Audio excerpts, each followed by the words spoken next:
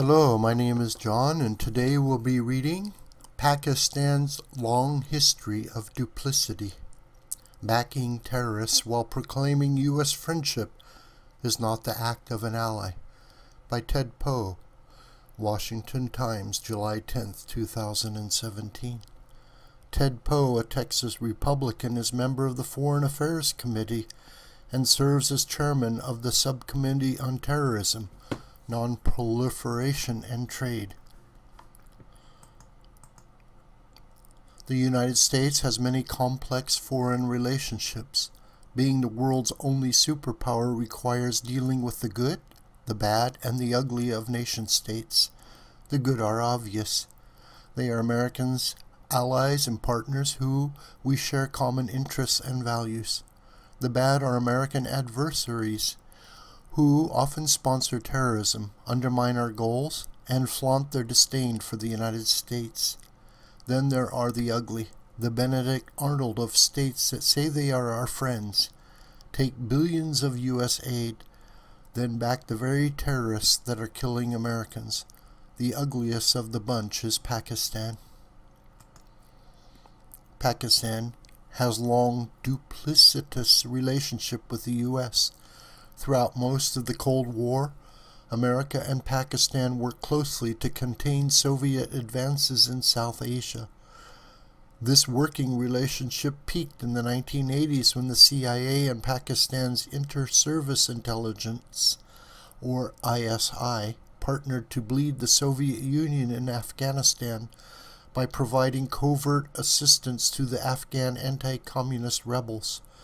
But even as the U.S. bolstered Pakistan's own defense, Islamabad was covertly developing a nuclear weapons program that it would later use to proliferate nuclear technology to Libya, North Korea, and Iran, the who's who of bad actors.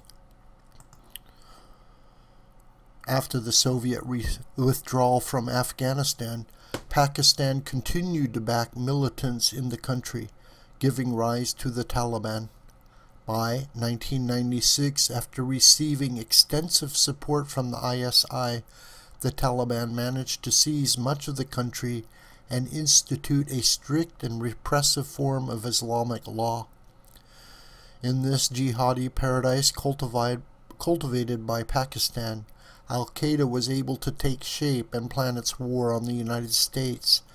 Pakistan didn't just turn a blind eye to Al-Qaeda's ambitions. It assisted by providing ISI advisors.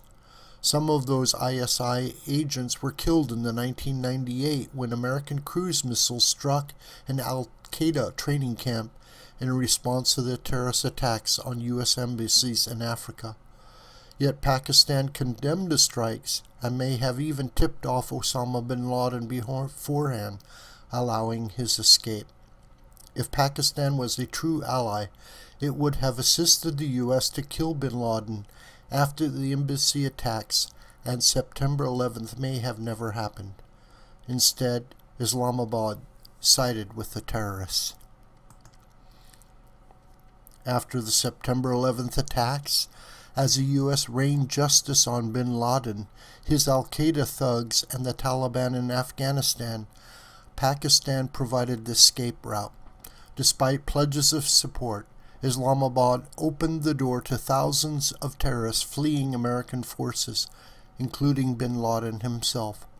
According to former CIA officer Bruce Riedel, the ISI's support was critical to the survival and revival of the Taliban after 2001.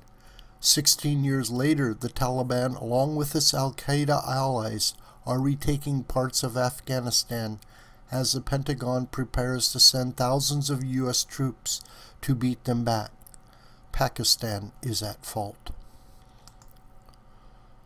The U.S. had been reluctant to cut ties or meaningfully confront Pakistan over its treachery because the supply line that keeps the coalition fed and equipped in Afghanistan runs through Pakistan.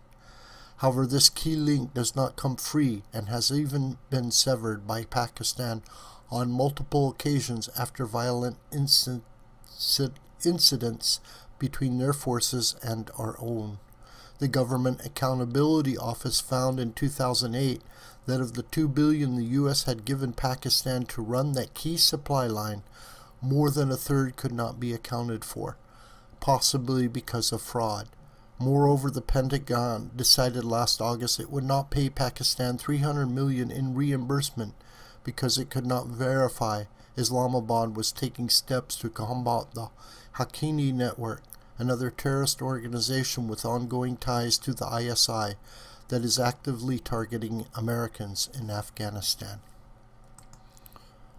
When the U.S. finally tracked Osama bin Laden to Abbottabad in May 2011, it was clear Pakistan had been playing us for fools. For a decade, Pakistani officials denied his presence in their country, while the Al-Qaeda leader lived comfortably directing his network of terror. By this point, however, the U.S. military and intelligence community knew Pakistan could not be trusted. To prevent bin Laden from being tipped off by his hosts, the U.S. excluded the Pakistanis from the raid and ordered the use of secret stealth helicopters to evade Pakistani radars. It worked, and the world's most wanted terrorists finally met American justice. When Pakistan learned what was happening, it immediately dispatched F-16 fighters we had generously given them to shoot down our Navy SEALs as they flew back to Afghanistan. Fortunately, they were too late. In the aftermath of the raid, Pakistan struck back. They invited their Chinese allies to collect samples of our crashed stealth helicopter, poisoned the CIA station chief in country, and jailed the Pakistani doctor who assisted U.S. efforts to locate bin Laden. Despite all these cases of bad behavior, we still give Pakistan hundreds of millions of dollars every year in aid.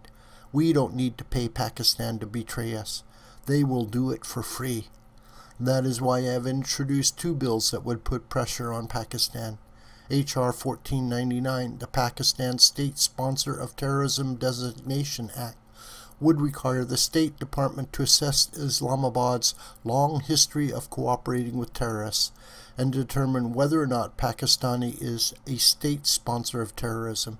H.R. 3000 would revoke Pakistan's major non-NATO ally status, an exclusive and preferential designation that Pakistan definitely does not deserve. We must hold Pakistan accountable for the American blood on its hands. This video is a production of the School of the White Crane. My name is John Brooker, and you can reach me through commentary on this video or through my Gmail listed here. Please share this video with family and friends and on social media. May God richly bless you.